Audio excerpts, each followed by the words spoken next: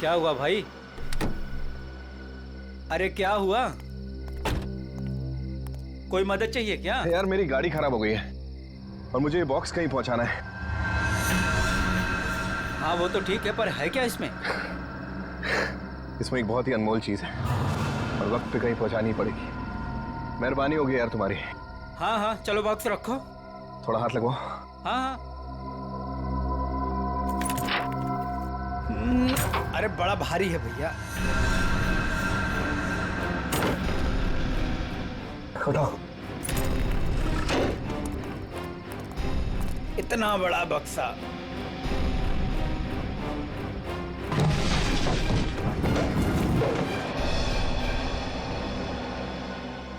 ये एड्रेस है, इस बक्से को इस जगह छोड़ देना। क्या मतलब है? आप नहीं आ रहे हो? एक मिनट, ये कुछ पैसे रखो, इसे सही जगह पहुंचाओ। बक्सा उतारिए।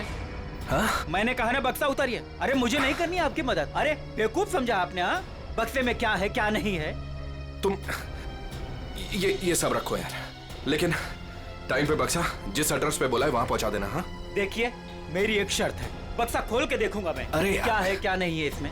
सुन मेरी बात सुन, मेरी नौकरी चली जाएगी, इसे मैं नहीं खोल सकता। बस पास में ही तो जाना है, प्लीज लेके जाओ ना यार। ठीक है भाई, भरोसा करता हूं मैं। इंसान इंसान के ही काम आता है।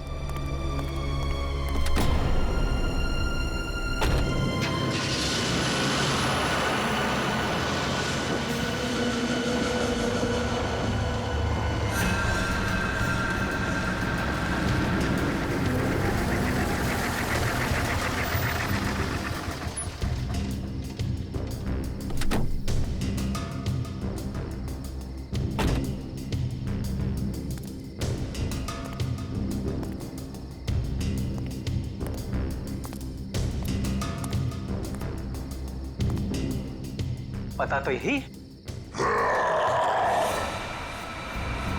कैसी चीख! अपने को क्या बक्सा यहीं उतार के चलता।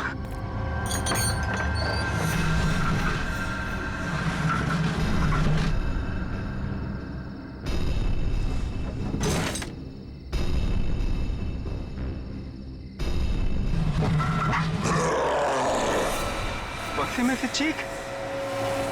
हे भगवान!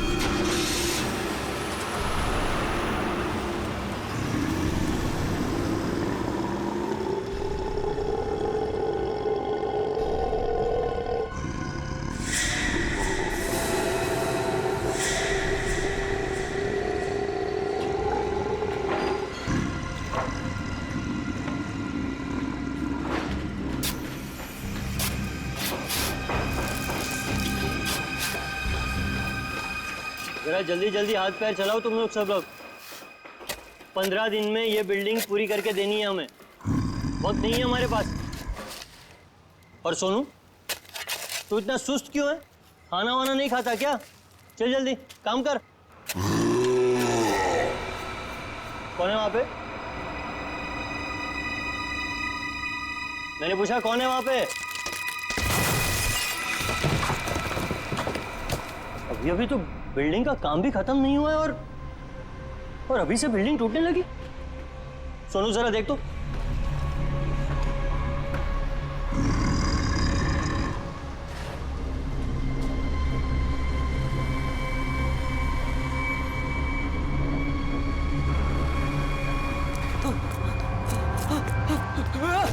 भागो, सब भागो ऐसे। सोनू, वरना सब मारे जाओगे। सोनू हुआ क्या? सब अरे हुआ क्या? किस चीज की आवाज थी? और ये चेहरे पर निशान कैसा है? पट्टियों वाला मुर्दा। मुर्गा? मुर्दा मुर्दा कुछ नहीं होता है, ये जरूर कोई चोर और घुसाया होगा। एक काम करो, सब लोग मेरे साथ चलो, चलिए मेरे साथ।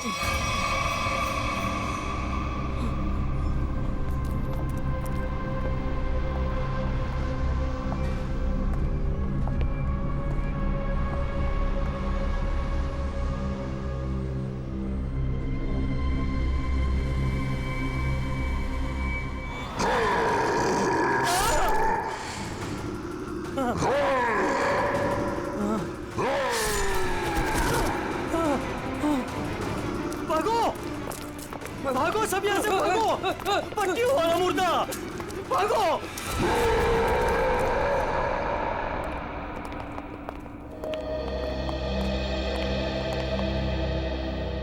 सर, मैंने और मजदूरों ने मिलकर एक फैसला किया है। कैसा फैसला?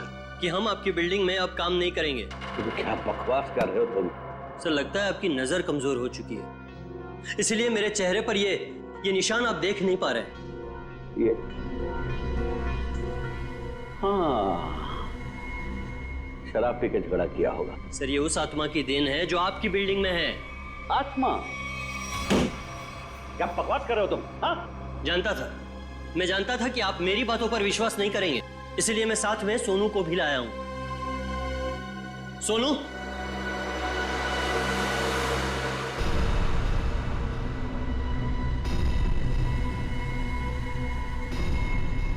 देखिए सर, बेचारा इतना घबरा गया है कि कुछ बोल नहीं पा रहा है। सोनू, ये सब क्या है? साहब, पट्टी वाला मुर्दा और कौन है इधर? कौन है? कौन है उधर?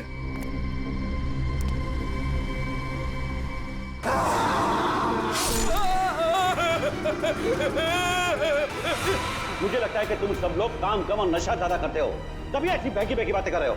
सर, अगर हमारी बातों पर यकीन ना हो तो कोई दूसरे मजदूर रख के क्यों नहीं देख लेते?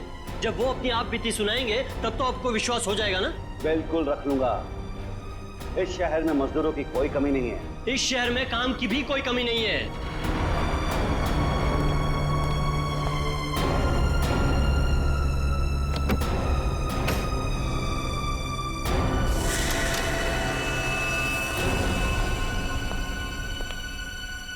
ये तुम्हारा आज तक का हिसाब।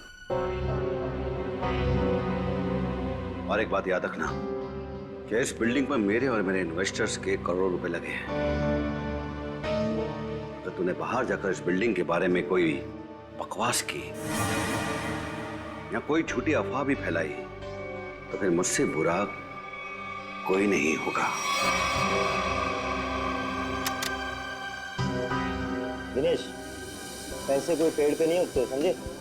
हाँ, और हम तुम्हारे फाइनेंसर हैं, कोई एटीएम मशीन नहीं कि जब दिल में चाहा कार्ड डाला और पैसे ले लिए। देखिए, आप लोग बेवजह भड़क रहे हैं। बेवजह? तुमने कमिटमेंट किया था, अब तक बिल्डिंग तैयार हो जाएगी, क्या हुआ? हाँ चंदू, मैं बिरयानी बना रहा हूँ, कोई 2 मिनट में बनने वाला बर्गर नहीं। जब आप लोग बिल्डिंग की क्वालिटी देखेंगे तो आप लोगों को खुद ब खुद ये एहसास हो जाएगा कि आप लोगों का पैसा बिल्कुल सही जगह लगा है। हाँ, पता चल रहा है कि इन्वेस्टमेंट कहाँ पर हो रहा है।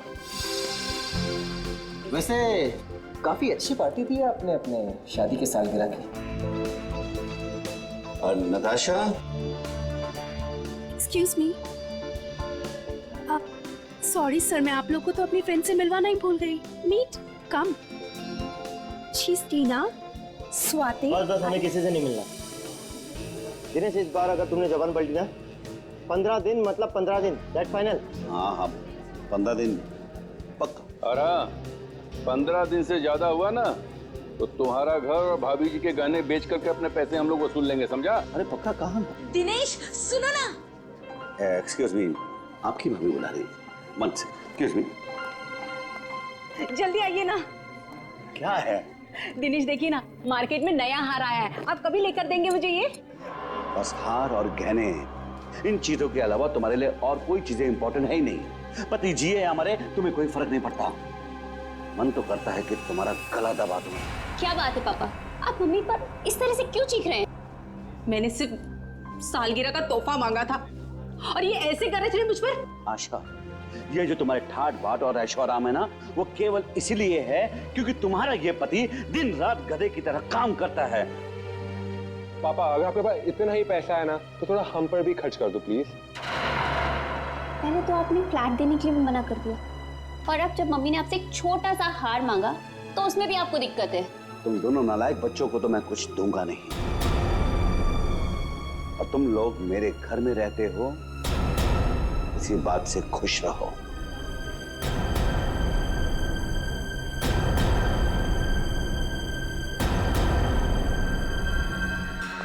नहीं चाहिए मुझे नकली जेवर, जिंदगी भर मुझे नकली जेवर ही दिए हैं।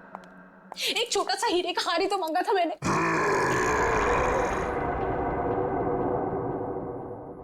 कौन कौन है वहां? कौन है वहां? कौन है वहां?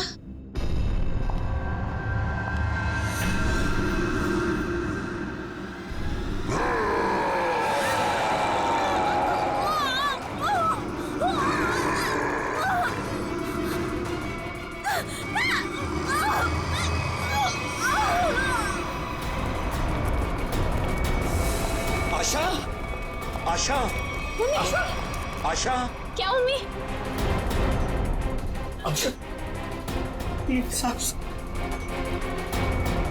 क्या हुआ मम्मी को? मर गई।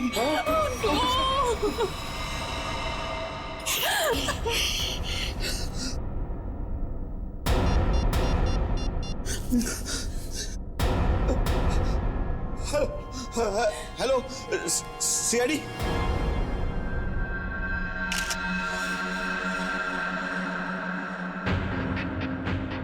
ये निशान देखा गले पे?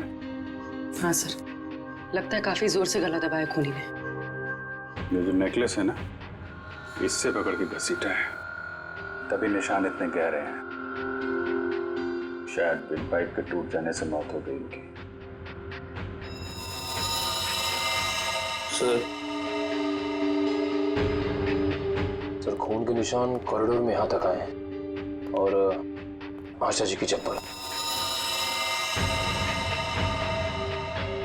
अपने आप को बचाने में बहुत स्ट्रगल किया होगा इन्होंने, पर खूनी ज्यादा ताकतवर निकला। Excuse me, excuse me. एक सेकंड, एक सेकंड।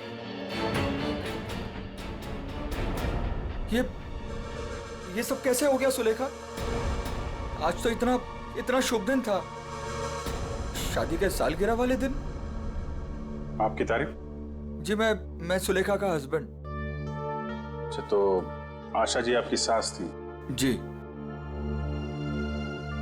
सास ससुर की एनिवर्सरी पार्टी में आप काफी लेट नहीं आ रहे हैं? वो बिजनेस मीटिंग में फंस गया था, इसलिए लेट हो गया। बस अभी अभी पहुंचा हूं। ठीक है, इधर आ जाइए आप। दिनेश जी, आपको किसी पे शक है? कौन कर सकता है ऐसा काम? सर, मेरी वाइफ की किसी से कोई दुश्मनी नहीं थी। सर, मैं यही कह रहा हूँ कि दिनेश ने खुद ही अपनी बीवी का खून करवाया है। सर, हमने इसका झगड़ा सुना था। ये अपनी बीवी से कह रहा था कि मैं तुम्हारा गला दबा दूंगा। पति जिए हमारे, तुम्हें कोई फर्क नहीं पड़ता। मन तो करता है कि तुम्हारा गला दबा दूं। तो बकवास कर रहे लोग। अगर मैंने गुस्से में कुछ कह दिया तो इसका मतलब ये तो नहीं ना कि मैं सचमुच वो कर दूंगा। वैसे ऐसा हुआ क्या था कि आपको इतना गुस्सा आ गया कि आपने गला दबाने की धमकी दे दी, वो भी शादी की सालगिरह वाले दिन? सर, इसकी वजह भी ये लोग ही है। ये मेरे इन्वेस्टर्स हैं। अब मुझे एक एक पाई ऐसे देते हैं जैसे मुझ पर एहसान कर रहे हैं। तुम लोगों की मैं एक एक पाई चुका दूंगा, वो भी ब्याज सहित, समझे? तो दे दो ना। एक मिनट, बिजनेस की बातें मत कीजिए। यहाँ पे खून हुआ है।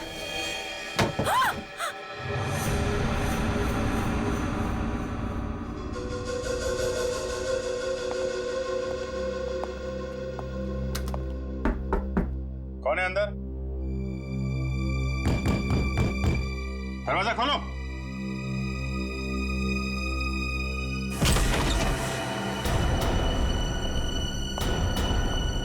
ओह माय गॉड, कौन है ये? सुनिए, छोटो, कौन हो तुम हैं? और यहाँ क्यों चुप के बैठी हो? मुर्दा पट्टियों वाला मार डालेगा। सर डरी हुई है, ऊपर से जख्मी भी। देखो, आप बिल्कुल घबराइए मत, हम लोग सीआईडी से हैं। आपका नाम क्या है? कोमल। कोमल? कोमल, आप यहाँ क्यों चुप के बैठी थी? वो पट्टियों वाला मुर्दा बाहर घूमते हुए देखा। पट्टियों वाला मुर्दा? जैसे मैं यहाँ से बाहर निकली तो पट्टियों वाला मुर्दा बाहर था। अच्छा ठीक है, तुम वो जो भी पट्टियों वाला मुर्दा था उसका स्केच बनवा सकती हो? हाँ। वेरी गुड, स्केच आर्टिस्ट को बुलवाओ और इस घर का कोना कोना छान मारो, देखो खूनी के बारे में कुछ सुराग मिलता है क्या। जाओ।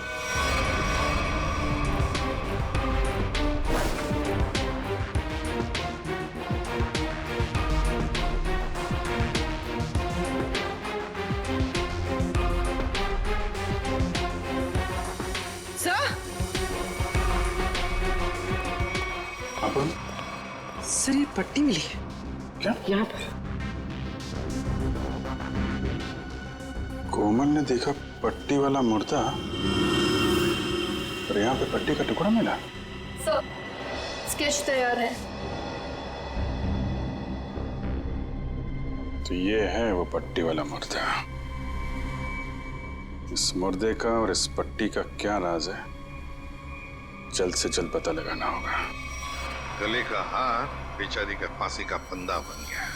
जैसे ही खूनी ने हार खींचा, बेचारी कुछ नहीं कर पाई। सर वो आदमी गले का हार छीनने के लिए आया था, ऐसा लगता नहीं। वही तो सचिन, वही तो राज है। बड़ा अजीब तरीका ढूंढा खून करने का यार। हाँ जयवंती, डॉक्टर साहब को जरा स्केच दिखा। Yes sir. ये देखिए सर, ये मम्मी की ड्रेस है। मम्मी मतलब माँ? मम्मी नहीं फ्रेडी, मम्मी। हजारों साल पहले जब इजिप्ट में राजा महाराजा मर जाते थे तो उनकी बॉडी को एम्बाम कर दिया जाता था। अलग अलग तरीके की सीक्रेट्स, दवाइयां, मरहम, बाम वगैरह लगा दिया जाता था उनकी बॉडी पर और बाद में इन पट्टियों से उसे ढक दिया जाता था। इससे मम्मी सड़ती नहीं थी। मर गए मतलब हजारों साल पुरानी लाश यहाँ पे आ गई और एक के बाद एक खून कर रही है। तो शायद अगला खून तुम्हारा होगा। मेरा हो गया, अब चुपचाप खड़े रहो।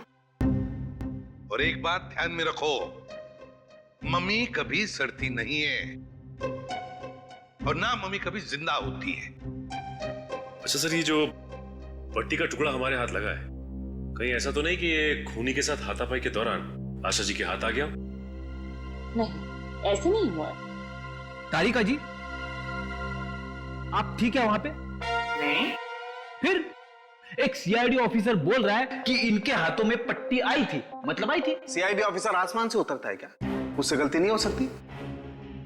ये पट्टी का टुकड़ा जो आप लोग लेकर के आए हैं, ये हाथापाई में नहीं फटा है। अगर हाथापाई में फटता तो सीधा नहीं फटता, टेढ़ा मेढ़ा फटता, समझे?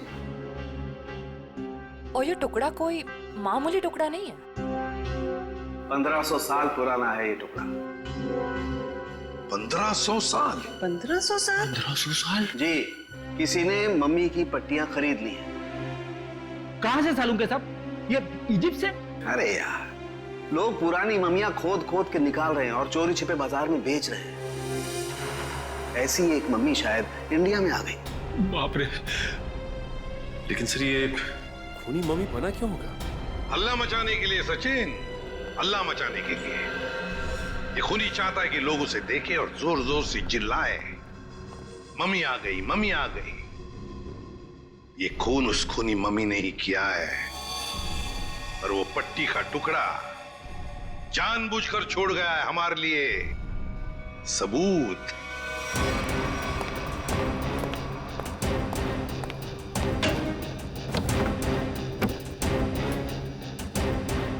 आज तो मैं इस मम्मी का काम तमाम कर दूंगा।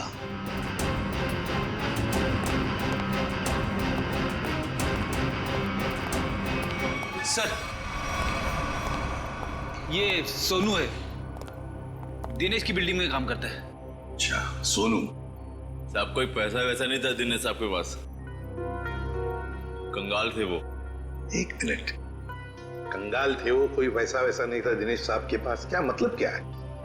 नहीं साहब, वो तो सर से लेकर पांव तक कर्ज में डूबे हुए थे और उस बिल्डिंग की वजह से। और जब से उस पट्टी वाले मुर्दे ने हम लोगों पे हमला किया है, उस बिल्डिंग का काम भी बंद पड़ा हुआ है। पट्टी वाले खूनी ने तुम पर हमला किया? तुम पर? सर, कहीं ये वही तो नहीं जिसने आशा जी का भी खून किया? हो सकता है, बिल्कुल हो सकता है। वैसे वो पट्टी वाला खूनी दिखता कैसे है? सर, पट्टियों में लिपटा हुआ, एकदम सड़ा सा मुंह, चेहरे पे खून लगा हुआ था जैसे उसको कोई चोट लगी हो। मतलब उसकी सर आवाज भी बहुत अजीब सी थी, उसकी सर आवाज भी।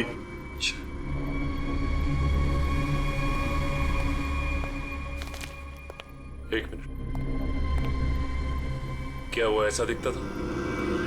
हाँ साहब, ये तो था वो। चलो ठीक है, तुम जा सकते हो। अगर जरूरत पड़ी तो हम तुम्हें फिर से बुला लेंगे। सर, ये जो कोई भी आशा जी का खून करने के लिए आया था, या तो पहले से मम्मी बन के आया था, या फिर पार्टी में आने के बाद उसने अपना हुलिया बदला है। सर, काम करते हैं, पार्टी का फुटेज देखते हैं।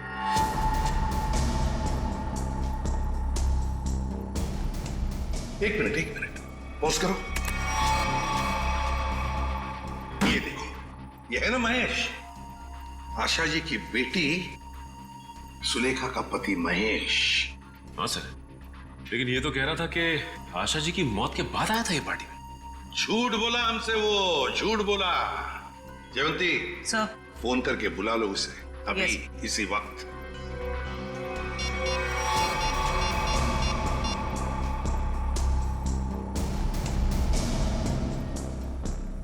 सर, फोन नहीं उठा रहा है। महेश फोन नहीं उठा रहा है, उसकी आधी कारस्तानी तो इसी से समझती है। रेडी, मोबाइल फोन रिकॉर्ड्स निकालो उसके।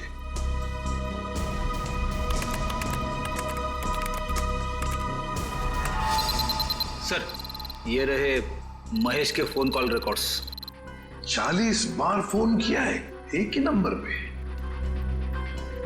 और ये नंबर तो उसके सासू माँ का है। सर, सासू माँ से इतना ज्यादा लगाव? इस महेश से मिलना पड़ेगा। महेश,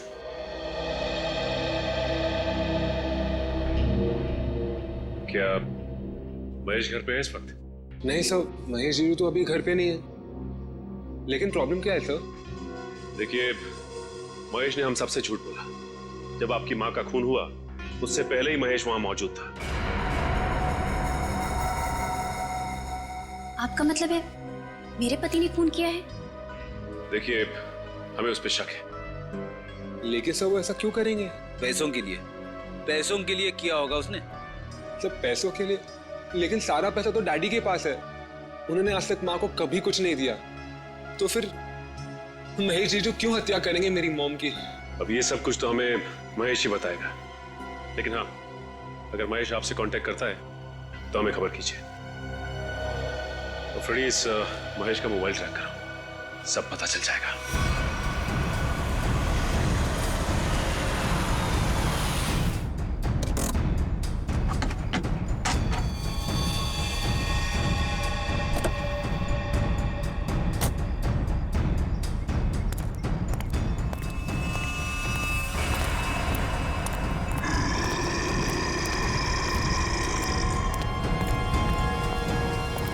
आज ये पट्टियों वाला मुर्दा मिल जाए बस।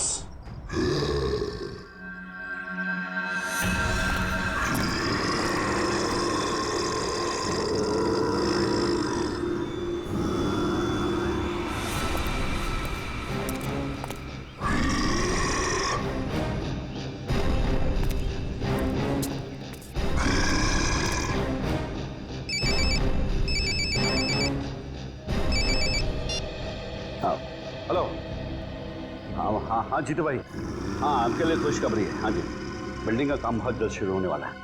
कोई मजदूर वहाँ काम करने को तैयार नहीं है। क्या तुम वहाँ का सारा काम खुद करोगे? नहीं जीतू भाई, मैं उस वजह को ही खत्म कर दूंगा जिसके कारण सारे मजदूर डरे हुए हैं।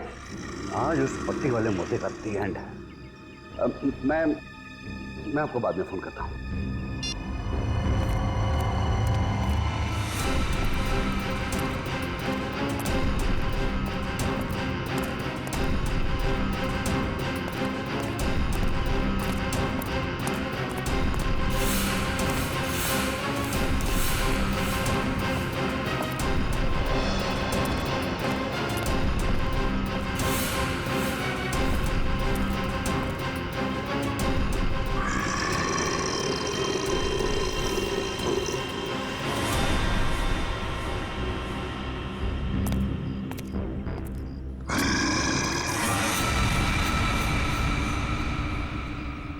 आवाज है, यहीं से आवाज आई। पट्टियों वाले मुर्दे, आज तू बचेगा नहीं, आज तुझे छोड़ूंगा नहीं मैं। गोली मत चलाना। तो तू ही ये सब कुछ कर रहा है और तूने ही आशा को भी मारा। नहीं, मैं ऐसा क्यों करूंगा? मैंने नहीं मारा। तू यहाँ क्या कर रहा है? मैं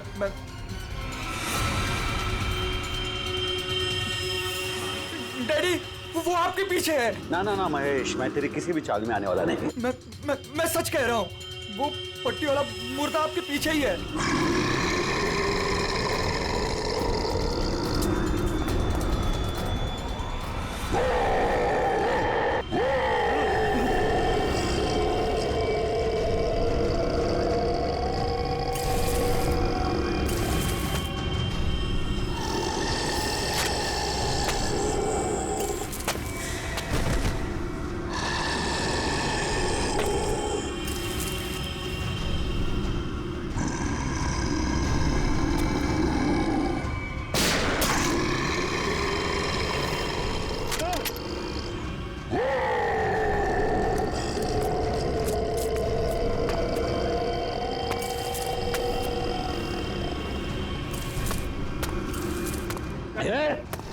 देखो भाई, तू मुझे माफ कर दे।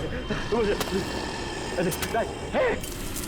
क्यों मेरे पीछे पीछे कुछ भी नहीं है। देखो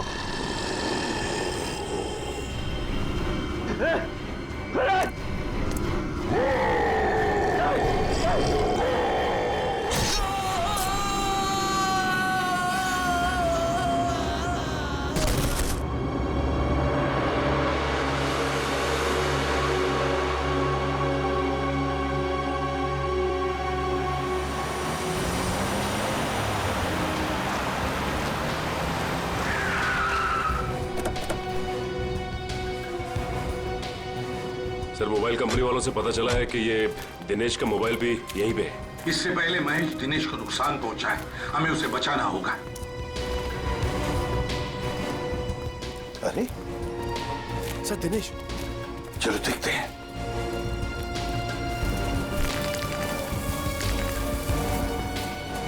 माय गॉड,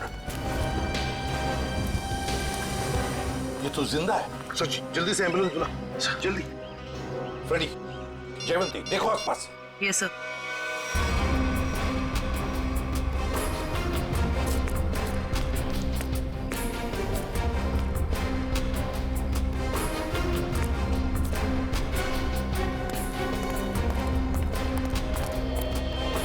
महेश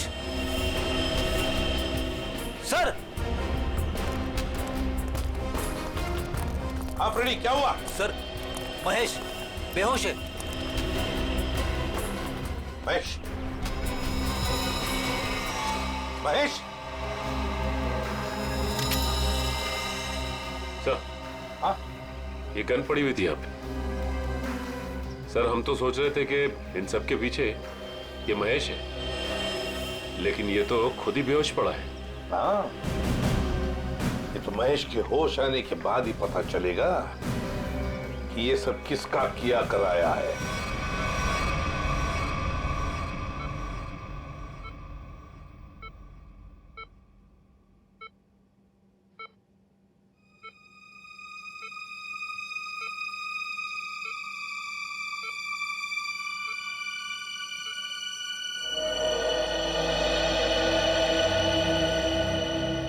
डॉक्टर साहब, अब कैसी तबीयत है मेरे पापा की?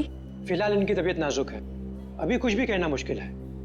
48 घंटे ऑब्जर्वेशन में रखेंगे, फिर देखते हैं क्या करना है। Okay, excuse me. सोच भी नहीं सकती कि मेरा पति इतना घिनौना मुजरिम निकलेगा। पहले तुमने मेरी माँ को मार दिया और अब मेरे पापा पे तुमने हमला किया। ये तुम क्या कह रहे हो सुलेखा? तो मैंने ऐसा कुछ भी नहीं किया है, मैं निर्दोष हूँ, बेकसूर हूँ। मैं हर मुजरिम यही कहता है कि उसने कुछ नहीं किया, वो निरपराध है। लेकिन सारे सबूत उसी आदमी की तरफ उंगली उठाकर कह रहे हैं कि ये इस आदमी ने किया है, और वो आदमी है तुम।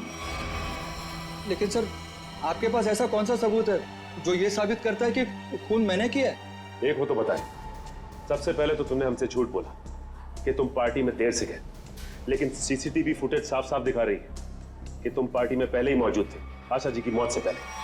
सबूत नंबर 2, 3 दिनों में 40 फोन किए तुमने आशा जी को, जबकि तुम उन्हीं के घर में रहते थे। इतने सारे फोन कॉल करने की वजह? और जिस वक्त क्राइम सीन पर दिनेश जी मिले, उस वक्त सिर्फ एक ही आदमी मौजूद था, वो तुम थे। मैं डर गया था सर, डर गया था। दरअसल बात यह है सर कि मैं नया बिजनेस चालू करना चाहता हूँ, और जिसके लिए मुझे पैसों की जरूरत थी, और मैं चाहता था कि वो पैसे मुझे सासू माँ जी दे दे। बस सर इसीलिए मैं उन्हें बार बार कॉल कर रहा था, और कोई वजह नहीं है सर। तो इनके कहने का मतलब है कि ये पार्टी में पैसे मांगने के लिए गए थे आशा जी से, है ना? हाँ सर, उस दिन मैंने देखा कि ये लोग बिजनेस के लिए मुझे पैसा नहीं दे रहे, और सासू माँ को लाखों करोड़ों के गहने दिए जा रहे। और तुमने गुस्से में आकर मार डाला आशा जी को?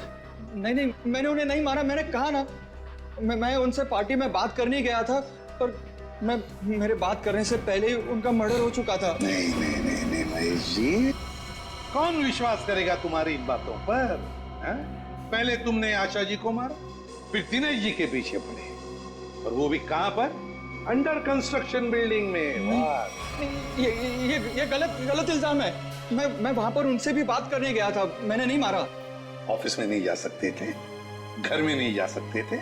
उनसे बात करने में ऑफिस से गया था, पर जब मैं ऑफिस पहुंचा सर, तो वो निकल चुके थे अपनी साइट पे सर, इसीलिए मैं साइट पर चला गया। पर जब मैं साइट पर गया तो सर मैंने देखा कि एक पट्टी वाले मुर्गे ने उन्हें धक्का दे दिया वहां से सर। आशा जी और दिनेश जी पर मम्मी ने हमला किया?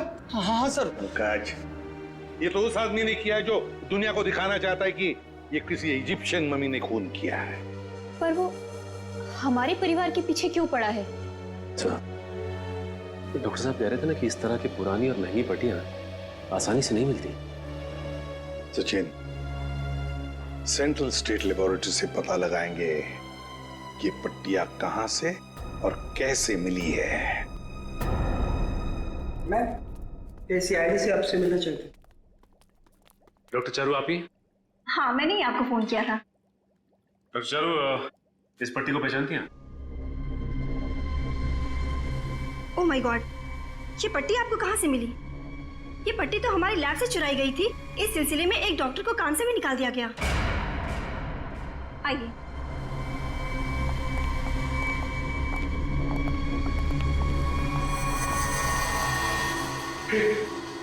ये तो वही मम्मी है ना जो इजिप्ट में होती है। मतलब ये नींद में चलकर यहाँ पर आ गई। आप भी अच्छा मजाक कर लेते हैं।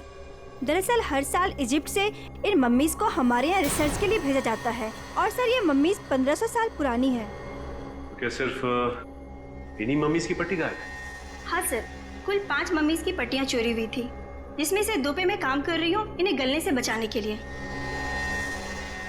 अच्छा, आप कह रही थी ना कि एक डॉक्टर को काम से निकाल दिया गया पट्टी चुराने के इल्जाम में, उसकी डिटेल मिल सकती है हमें? हाँ सर, देती हूँ।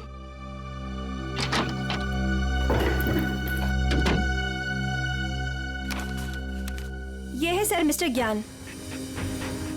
इन्हें काम से निकाल दिया गया। इन्होंने पट्टियां चोरी की या नहीं ये तो मालूम नहीं, लेकिन इन मम्मीज की देखरेख यही करते थे। और हाँ सर, उनकी एक पर्सनल असिस्टेंट भी थी। इनके असिस्टेंट का कोई फोटो, नंबर या एड्रेस है आपके पास? वो उनकी पर्सनल असिस्टेंट थी, इसलिए हमारे पास उनकी कोई डिटेल्स नहीं है। सर, 5 मम्मीज की पट्टियां गायब है और खूनी खुद मम्मी बनकर दिनेश के परिवार के पीछे पड़ा है। क्या बोल रही? ये खूनी दिनेश के ऊपर दोबारा हमला करेगा। क्या हुआ डॉक्टर? आप पापा को इतनी अचानक से क्यों शिफ्ट कर रहे हैं? देखिए, इनकी हालत पहले से ज्यादा बिगड़ गई है। अगर इन्हें आरजे हॉस्पिटल भर्ती नहीं कराया गया तो इनका बचना मुश्किल हो जाएगा।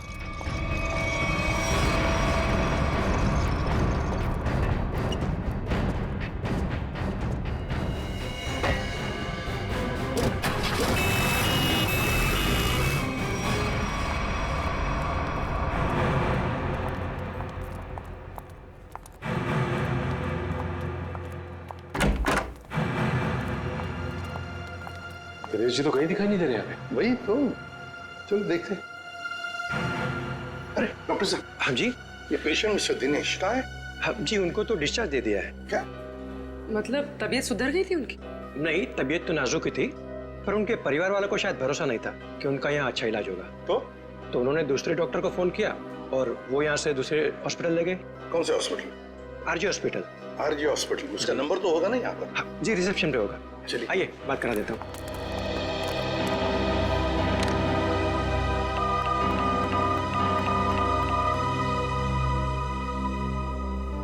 Hello, RG hospital. देखिए, मैं एसीपी प्रद्युमन बोल रहा हूँ, सीआईडी से। आपके हॉस्पिटल में अभी अभी एक पेशेंट एडमिट हुआ है। दिनेश नाम है उनका। नहीं हुआ है?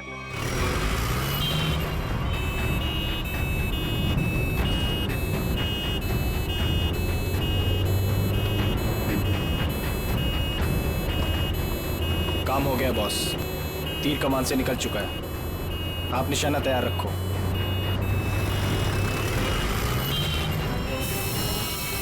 अरे धुआं कहाँ से आ रहा है? अरे गाड़ी रोको, गाड़ी रोको, गाड़ी रोको।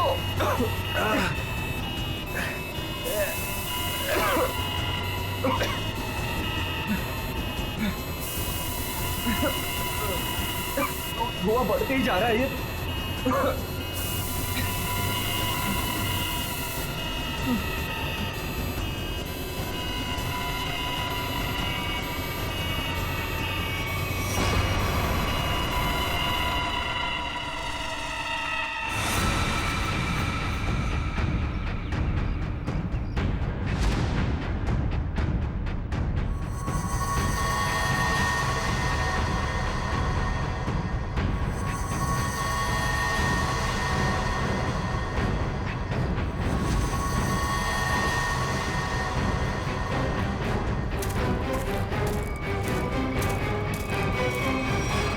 क्यों?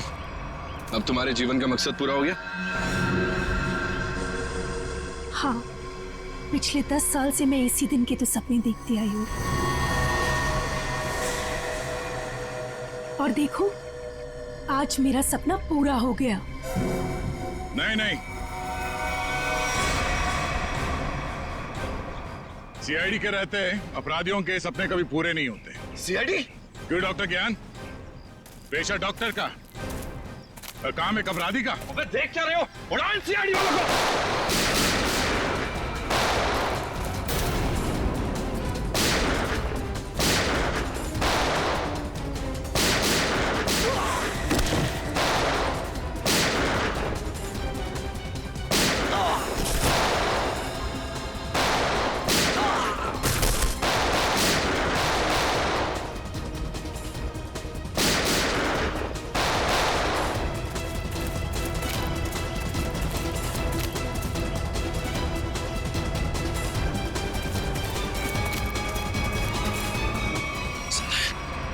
सबके सब बेहोश हैं, इनको होश में आना पड़ेगा।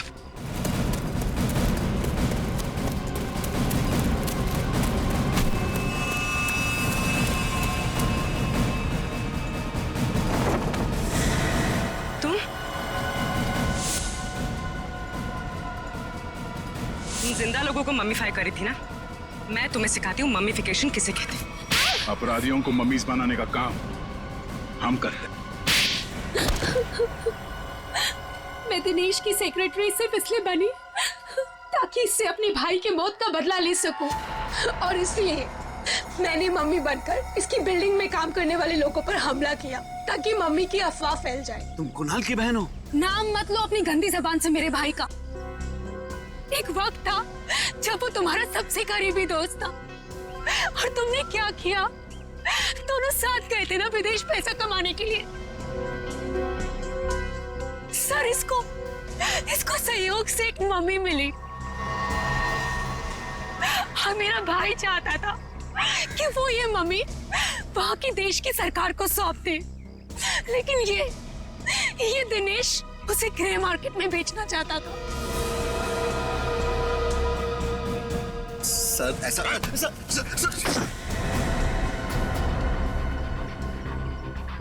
जब कुणाल ने कहा कि वो पुलिस के पास जाएगा तो मैंने उसे मारकर जमीन में गाड़ दिया और मम्मी बेचकर अमीर बन गया। वाह, बहुत अच्छा काम किया तुमने। पैसों के लालच में तुमने दोस्ती को जमीन में गाड़ दिया। मुझसे गलती हो गई सर, मुझे माफ कर दीजिए आप। अब ये तो समझ में आ गया कि तुमने नताशा को नौकरी पे इसलिए रखा क्योंकि तुमने कुणाल की बहन को देखा नहीं था। अगर ये बात समझ में नहीं आई कि डॉक्टर ज्ञान इस सब में तुमने इसका साथ कैसे दिया? मैंने ये सब पैसे के लिए किया। पैसों के लिए अपराध के दलदल में कूद गए तुम। और नताशा, तुम्हें पता कैसे चला कि तुम्हारे भाई का खून इस दिनेश ने किया? जब कई दिनों तक भैया की विदेश से कोई खबर नहीं आई तो मैं उनका पता लेने के लिए इसके घर गई थी, और वहां मैंने सुना कि अपनी बीवी को बता रहा था कि किस तरह इसने मेरे भाई का खून कर दिया और उसे जमीन में गाड़ दिया। आशा ये सब पहले से जानती थी, और इसलिए मुझे उसको मारने का कोई पछतावा नहीं है। पछतावा होगा, तुम सबको बहुत पछतावा होगा जब कानून तुम्हें कड़ी से कड़ी सजा सुनाएगा, शायद फांसी।